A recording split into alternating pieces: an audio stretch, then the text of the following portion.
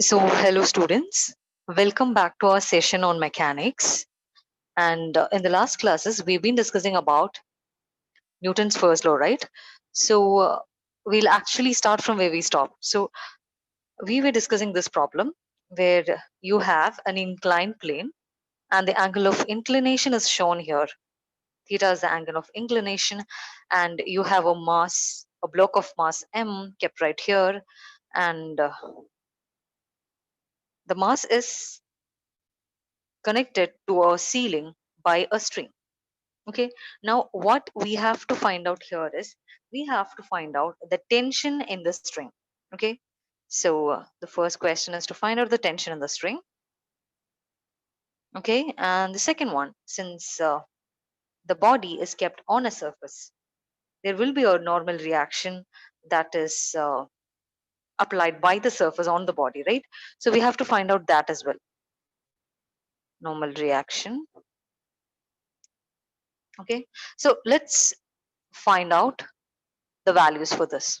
Okay, so yeah, you know that the body is in equilibrium, right?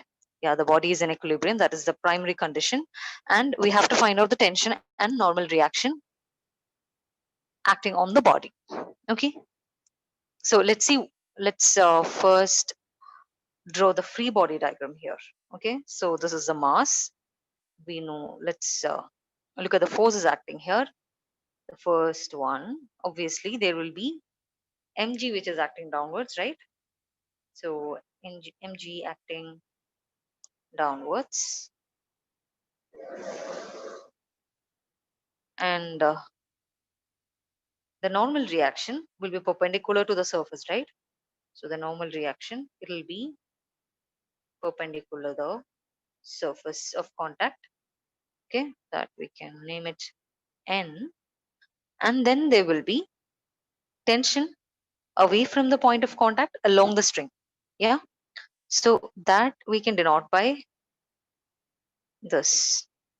Okay, so this is tension. So these are the forces acting on the body. So now let's draw the free body diagram. So the free body diagram, it will look like the body shown as a point mass, and then we'll show all the forces acting on it, all the forces acting on the body. Okay, so here it is mg, and then there is normal force, and you have tension, and we can see that these two, the normal force and tension, they act perpendicular, right? So n, t, and mg. Now, what we have been doing is we have been finding out the components of force in x and y directions, right? So if we have to find the components from this image in the x and y direction, it will be very complicated, right? So we choose a different frame of reference here.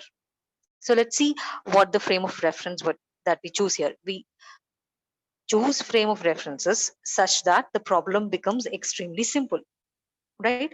So here what we can do is we can actually choose t as our x-axis and n as our y-axis.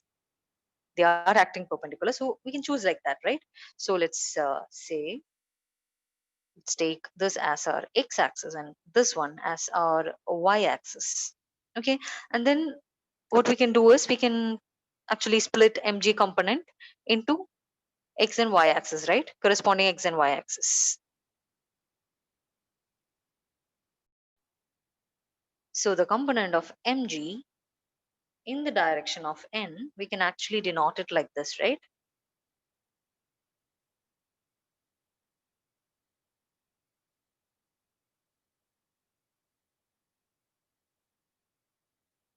And the component of mg in the direction of t, it will look like this,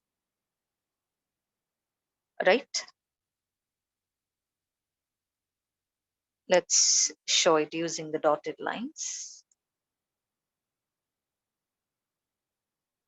We can do that, right? So yes. So this will be the mgy component or mg in the direction of n, and this will be mg in the direction of t. Okay, so we don't have the angles here, right? So how do we find out the angle? But we do have an angle right here. We do know the angle of inclination of the plane, right? So let's look into the geometry of this.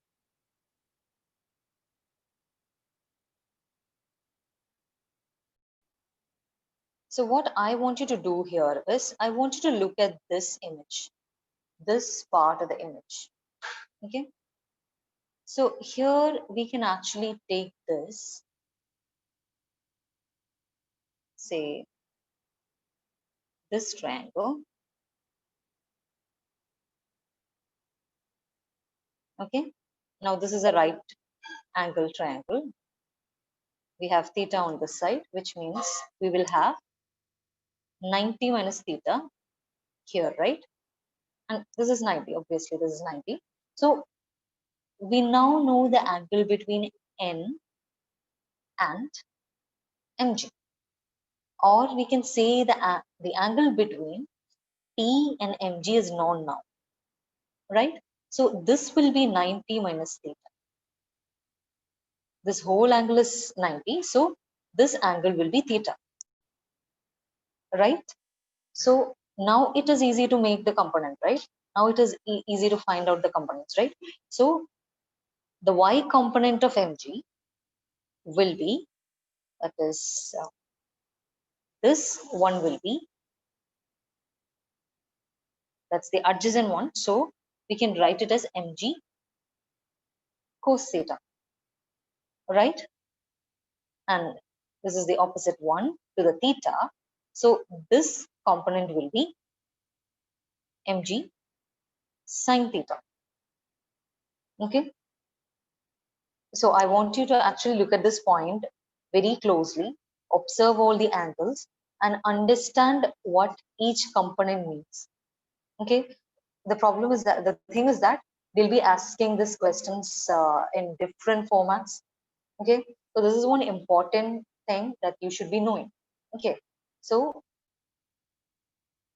here now we have the components of mg as mg cos theta, which is in the y direction, negative y direction, and mg sin theta, which is in the x direction. Okay, now we have all the components here, right?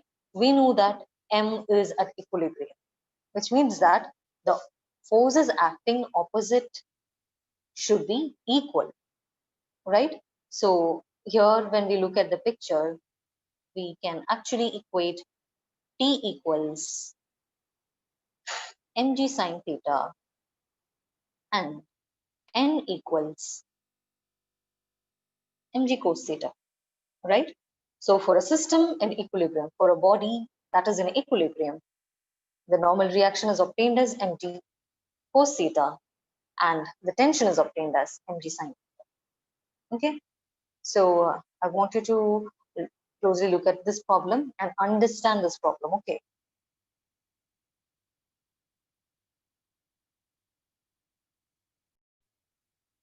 So if you have any doubt regarding anything that we've discussed today in this section, you can actually send me a WhatsApp text and I'll be clearing your doubts there. Okay. So thank you for listening.